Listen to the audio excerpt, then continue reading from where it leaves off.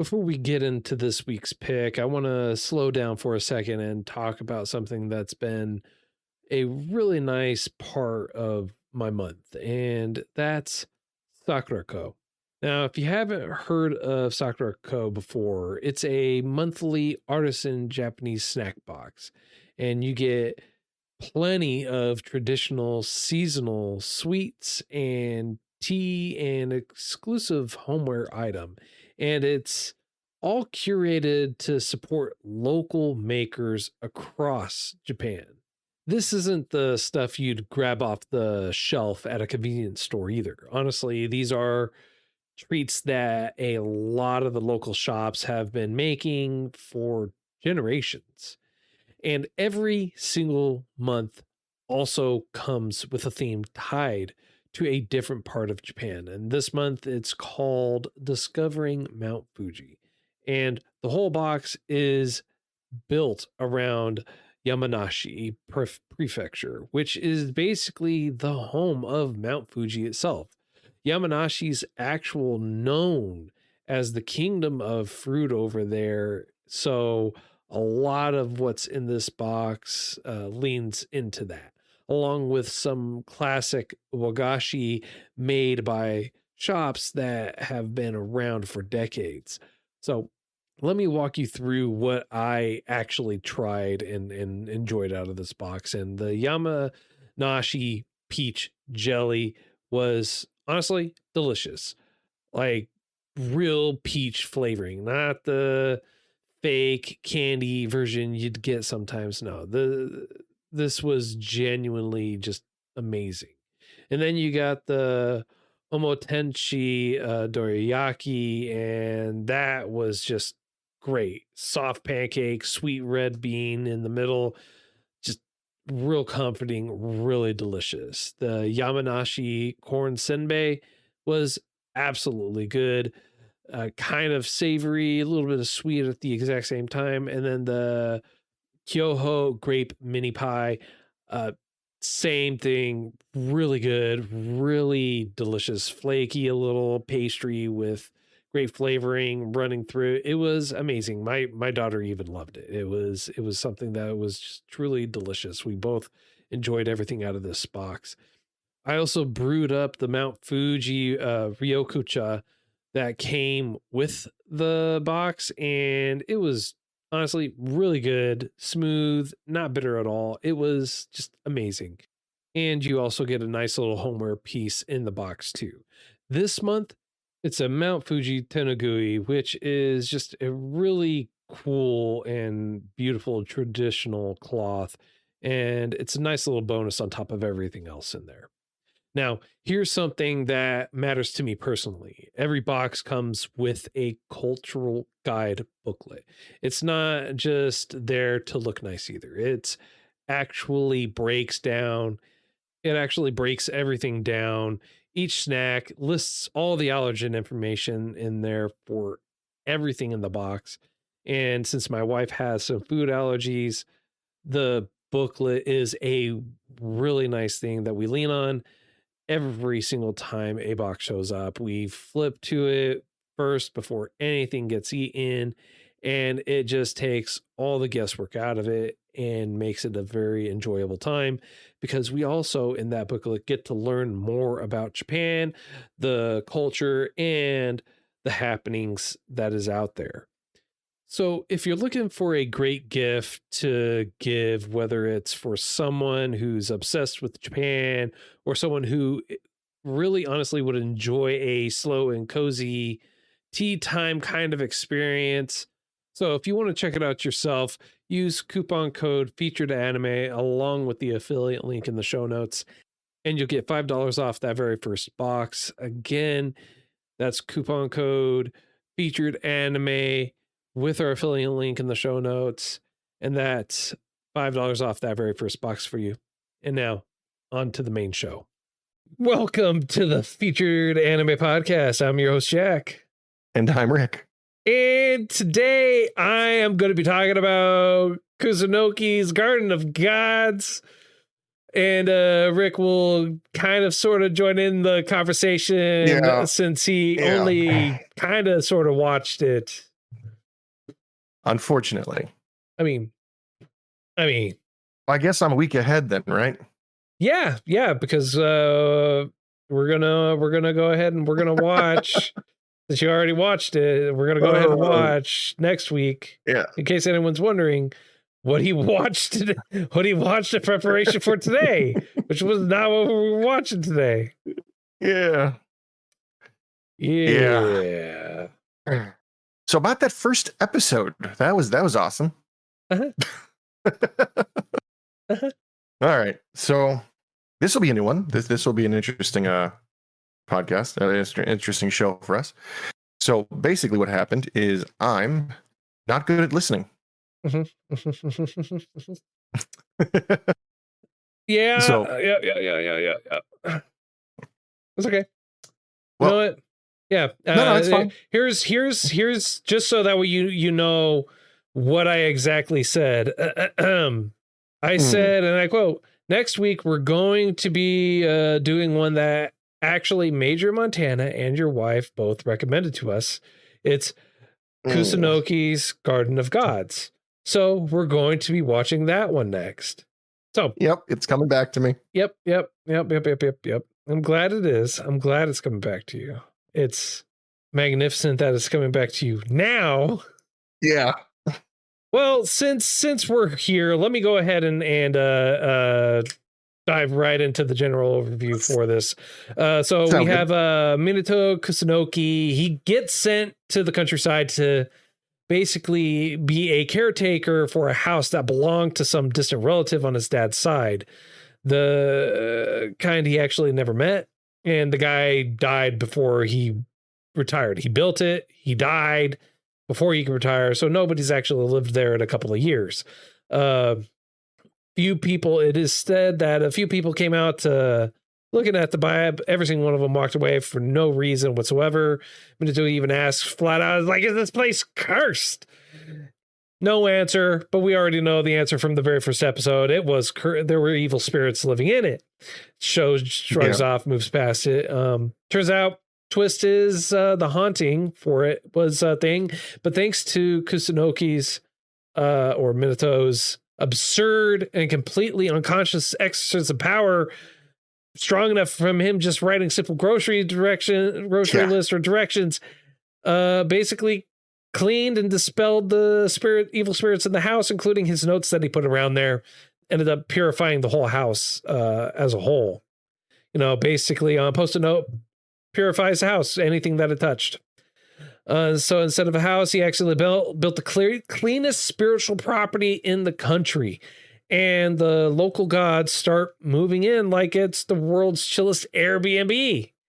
We have our sweet obsessed mountain god and a sake-loving spirit turtle, wind and thunder gods, the works, everything like that. Minato, he doesn't fight any of it. He just basically goes about his life. Goes with the flow. Gives them food offerings. Food comes in, give it there. He works and writes the occasional talisman that helps pay for a lot of the stuff, along with other treats from the people that are coming in for it. Basically, he lives out a genuinely mostly relaxing country life in a house full of deities as roommates. It's 12 episodes. That just honestly works. Okay. So kind of. I thought it was funny that just curious, what was your favorite gift to him from the deities? Oh, my favorite gift to him from the deities?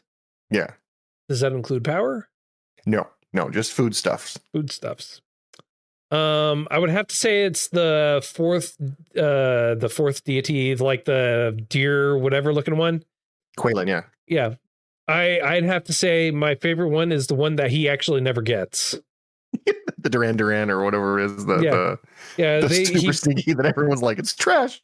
Yeah, they keep knocking it out, keep knocking it away. It's a mainstay for it throughout the whole thing. And so I would have to say that's my favorite one. That it's the one he never actually gets. And the reason why I say that, because even if he does get the treats, if he does get the any kind of food or sake or anything like that. He's actually turning around and he's giving it to the other gods, to the mountain god, to the thunder and the wind, and he's giving it to them. He's not taking it for himself. He's actually sharing it with them. One thing I find quite interesting about the fact that he keeps getting all these gifts, because first the turtle showed up and it was a deity of good luck and good fortune. And he just falls into these sweepstakes winnings, the sake that's like 2,000 years old or something like that. That's super high quality. Every store he goes into, he's an instant winner, like the luckiest dude in the world. He's like, I don't understand it, but I'm not going to take this. Here, you guys have it, which only it's a revolving door of, I give this to you because I want it. Now you give me more grace and I'm going to win more stuff that you're going to get more of anyway, because I don't understand what's happening. And his naivety of the whole situation seems comical, but at the same time, at least from what I've seen, it makes him seem a much more relatable character, a much more reliable character at that, because he's not greedy. He's not any negative characteristic that we've seen. And I think his purity might be a good reason why he's as strong as he is. Now, since you brought up the powers, which power do you think is best for him? I think I'll start because you have a much greater knowledge than I do on this. I think the wind power that he got was probably his most useful and my favorite, because I think it's the one he uses the most, the one he's worked on the most. No, the one that's most useful and what he uses the most is the power to seal. I thought that was just a passive, because anything he writes turns into a seal. Yeah, but he has to have, because he spent like a good half an episode working on being able to seal it, because it wasn't just a matter of writing. He had to have particular moments in there. He had to be able to put a certain intent behind it. He just didn't write and just didn't magically happen. He had to work on it, and that's what helps him build that power. The wind obviously is another great one, but the seal is that. But something that you don't know, he doesn't get any more powers. He was offered more power, but he doesn't want any more power, and he's not given any more power. And the reason why he's not given any more power is because it is commented by one of the deities that come there and visit him, saying, oh, you're kind of straddling the line. And basically what they said, and they confirmed this too, is if he's given more power, like more powers, like if they gave him thunder power or another deity gave him whatever power, he would cease being human. Oh. He would cease being human. He would stop being human. That's worrisome. So would that make him a hybrid of sorts, or would that make him fully spiritual and that normal humans couldn't see him? Probably fully spiritual. And it's not that humans can't see him. And this is further explained in episodes that were after episode 6. We have Yamagami, right? The mountain god, right? Mm-hmm. Yamagami went to the magazine play. Remember when he was reading the magazine and he's like, what do you mean? What's that guy thinking? Doing, whatever. Well, the magazine that wrote about it, he actually talked to the owner or the creator of it like 100 years ago. Like he appeared and talked to the guy. And so the whole magazine continues writing about snacks and everything like that in reverence to him even today. So he goes there and he appears so that way they can see him, and he talks to them about it's like, hey, you need to do one on smooth bean paste, not chunky bean paste, because that's what I want. I have seen that one, so maybe I got past episode 6. Okay. The owner was lost in the woods and he protected him, essentially guided him back to the main road. That was the stall owner of the food, but that was not the magazine, because he appeared to the magazine as well. Okay. So yeah, I didn't see that part then. So no, I mean, was it ever explained why he separated himself into 3 weasels, maybe, or those ferrets, perhaps.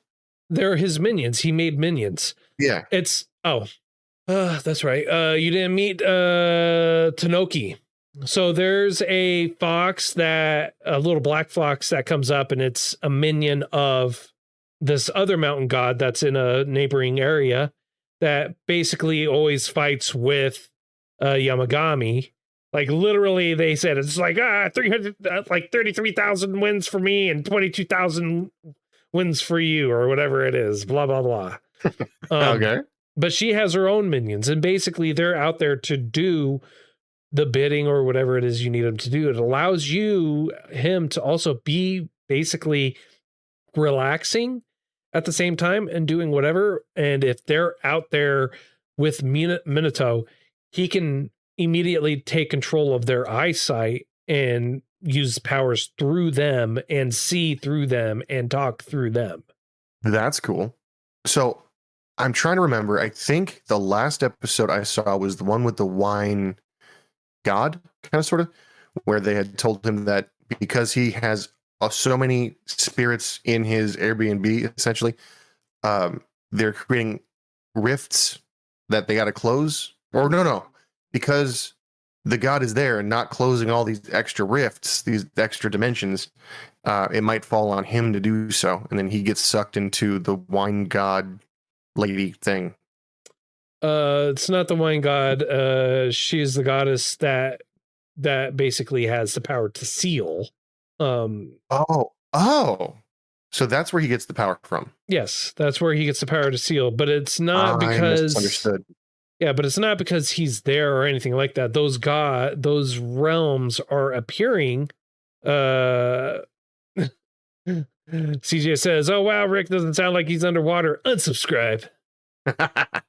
No, the goddess doesn't comment on that. Basically, what those realms or those things that are appearing, they are abandoned kami realms. Basically, they were made and either the god no longer exists or they just abandoned it altogether.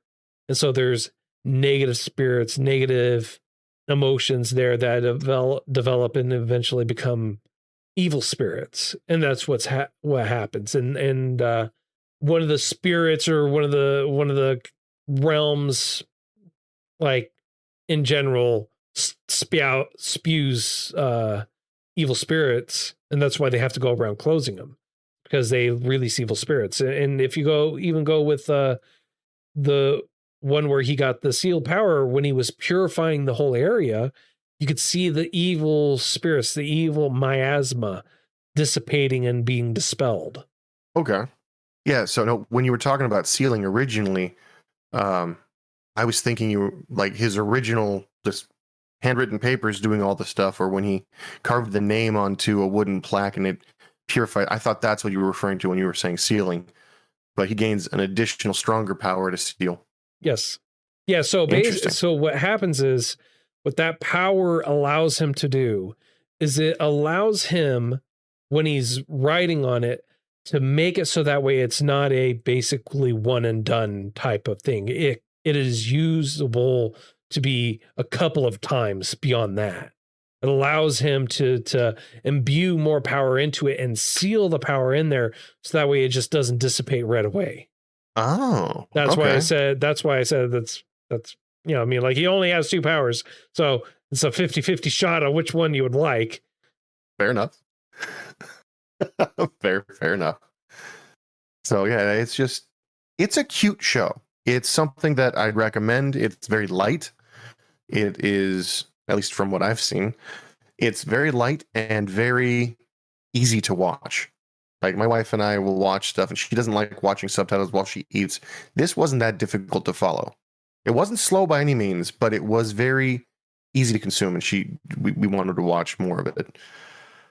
So, all right. So, for what you watched, right? Do you feel like this encompassed basically a quiet countryside slice of life anime?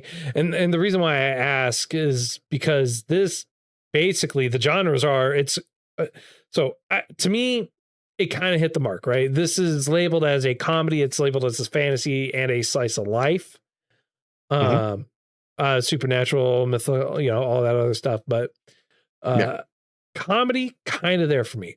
Fantasy, obviously. Slice of life, kind of. Not any life I would be a part of, but the pacing really felt like it was you're following him. This is his life. You don't get to see everything, obviously, but all of the key points you get to be a part of. Yeah. The comedy, I feel like the I think I called it a Quillen. I think that carried a lot of the comedy, just how all the other spirits are beating him up and saying that his offerings were horrible. But I would almost also put in some drama because there's some tension in there. When he's in combat, you're like, I don't know. I genuinely don't know if he's going to make it out by himself. And he's only got himself right now. And I don't think his sealing power is going to be very good here. Maybe it got better, obviously. But I feel like it did hit the mark for slice of life for minor comedy. And yeah, definitely fantasy. You're right. Yeah, there's gods in it. Definitely fantasy. Multiple gods. So the long version to your question's answer is yeah. I agree. It did hit everything it was supposed to. Everything was described as. I would argue that it kind of missed the mark on some of it, and then I would say that it kind of ventured or attempted to touch on action a little bit because they were kind of telling a little bit of two different stories, one for our main protagonist and then the other one for glasses. I can't remember his name. I'm drawing a blank. I'm sorry. That's okay. The fighter. Yeah. And then they also kind of played in on like the blonde guy being a tsundere and not being a very good one. It was like very poorly done. And in my opinion, but he also gets his just desserts at the same time, trying to barge in on the house. And same thing for the exorcists. They kind of get their just desserts, but not really. I mean, they're facing gods. What do you expect? I mean, they're facing gods. They don't know it. Well, I mean, I don't know. I mean, I feel like it kind of missed the mark. Like the opening credits, the opening scenes, right? The made it feel like and gave it the appearance of being a completely and vastly different anime. Like it should have been something else entirely, and it wasn't. It wasn't that. Okay. Like the show like the opening to me said it was truly going to be a slice of life. It was going to be a very leisure-esque, quiet countryside slice of life show where the guys just how they portrayed it was just him kind of going through stuff in the opening. And it really wasn't that. They tried hammering in some drama. They tried hammering in a little bit of action. They tried hammering in some conflict. They tried hammering in all this other stuff. And it was not very well executed. Okay. So basically you think they were trying to cover too much, or they shied away from the slice of life in favor of other things? Do you think they could have fit everything? Oh, the 100% they could have fit everything. I don't know the source material. I feel like there was a lot of context missing in between there, being that they were telling two parallel stories from what it looked like at the exact same time. Like I feel like they could have done a better job, weaving it together. I don't know if it's just me or my viewpoint on it, but if it was like maybe 12 more episodes, 24 total, and they had more time to flesh out the reasonings for a lot of it, I feel like it would have been better. Okay. I can see that. I'm pretty, yeah, that makes sense. Okay. I see where you're coming from. It makes sense. There were definitely some spots where it feels like you missed stuff, but I just assumed that's part of slice of life because you're under the expectation that life goes on when you're not watching. At least I am. That's what I've come to understand slice of life being, where it's not a I woke up, we did this all day. Next episode, I woke up, we did this all day. That kind of thing. Yeah, no, slice of life is meant to be a day in the life of, or like you're basically following the daily life of what someone is or what they're doing. Makes sense. Yeah, that makes sense. Okay. So were there any other areas you were disappointed in, or was that was basically it? That was I mean, like the ending was, it was there. It was there. A little lackluster, one might say. Yeah, I mean, I feel like when you watch it and you get to the end, you'll understand what I'm saying by like, I feel like it was just kind of like they tried doing more with it. They tried creating some drama, and they tried creating some kind of like tension. So they just tried too much. Yeah. Yeah. So okay. Yeah. I don't know. Well, I don't have anything else I can really say other than that, man. I mean, like, do you have anything else you want to say? Anything else that you want to talk about? Anything else that really kind of speaks to you in that regard? Unfortunately, not really. Other than I liked what I saw, it felt good for the show it was, and I look forward to finishing it. Okay. All right. So on a scale of up to 10, sir, how would you rate this? This would be a 7 for me. It's not really my genre. I don't resonate with it all that much, but it's cute. I can watch it with my wife. We both look forward to spending the time together doing so, and it's easy consumption. So for those reasons, I can give it a 7. Okay. I am, 7. I'll go 7. I'm good with 7. Okay. I'm all right with 7. All right. Yeah. I mean, like, I don't have, I mean, it's not fantastic. It's not bad. It's nothing I'd actually go and watch again either. I actually, from the title card, or from the title card, I avoided it because I thought it was going to be a ripoff of another anime. Which one? Campfire Cooking. I've heard good things about that. I haven't seen it. Are you sure? Wait, have we seen it? Oh God, we have. No, don't do this to me. Oh no, is that the one with Fenrir? Yes. Okay. So I'm gonna ask. I mean, again. I've totally seen it. Are you sure? I mean, like you just said, you haven't seen it. See, the best part about having a memory like mine, a vice grip of all your memories, is that you can watch something more than once and watch it with brand new eyes. Yeah, I mean, you're not wrong. You're not wrong. Yeah. Okay. Yeah. So that's why I avoided it, because the title card vaguely it reminded me of that Campfire Cooking in Another World with My Absurd Skill. On that title note, I have a question for you. We have not watched season 2. Yes, season 2 is out. Yes, I have seen it. Yes, it is good. I haven't. Okay. None of my questions. You gave it an 8. I'm fine. Okay. I mean, at least it was good. Are you getting annoyed with the length of the titles? No.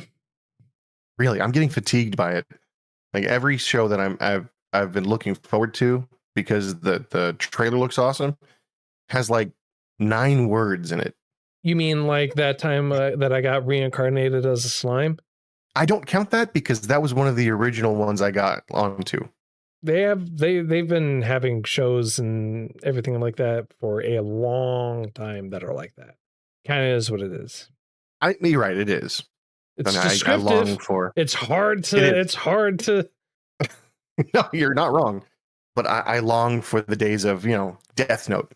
They still have shows. They have shows that are like that still. Yeah, I suppose. One Piece ongoing. I mean, anyway, there's one that I'm gonna watch that looks like it was interesting. Okay, could you tell? Hulk. Helk. Helk. Helck. Is it a spoof on the Hulk? No. Okay. I was like, I don't. You were thrown out. You're like, I long for days of short titles. Well, here's a short title. It's what 5 letters. There you go. That's as short as it gets, man. It is. Oh, okay. This might be nice. I just saw the title card. Yeah, it looks good. It looks interesting. I mean, and in general, they also have Liar Game. That's a new one that came out. Tomb Raider King. That's a new one that's airing right now. Those aren't long title cards. No, they're not. That sounds good. Yay! I'll save it for the post show. Fair enough. Black Torch, Marriage Toxin, Solo Leveling, etc. Yeah, those are all ones as well, as CJ pointed out. All right, so that's it. Next week, we're going to be talking about one that CJ, who's in our chat right now, recommended to us. It's one that CJ, if I remember correctly, said it was the best thing ever to have not watched. And then he watched it, and then he was sad he watched it. Not because he enjoyed it so much, okay, but because he hated it. So, okay, that doesn't help lay the groundwork out for it. Yeah, well, I don't know what else. It's from the creators of Bella and Boy Beast. It's and he says it's not very cringy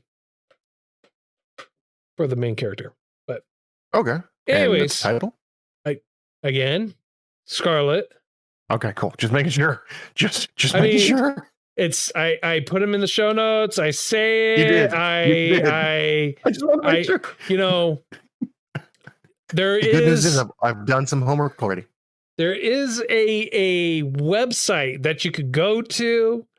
It's called featuredanimepodcast.com, where I have all the recommendations out. The episodes when they publish, go there as well, along with what the title is for the next one.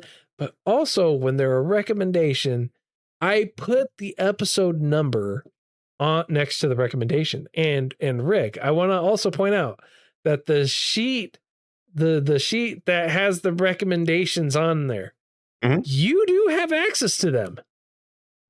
You'd be surprised. I actually looked at it today on accident. I was trying to clean out my email because I'm not at 103%. And I was like, what's this? Taking up so much space. Oh, okay. I'll have to take a look at that later. There you go. But yes. CJ even says, but yes, you do put them in the show notes. I do put them in the show notes. I always put them in the show notes. They're always there. So that's all the time that we have for today. If you feel like we did too much justice, not justice, or anything like that, feel free to reach out to us, featuredanimepodcast.com for all our contact information, how you can support us and everything else. Patreon.com/featuredanimepodcast for a way to support us. And until next time, I'm Jack. I'm Rick, and we'll see you next time.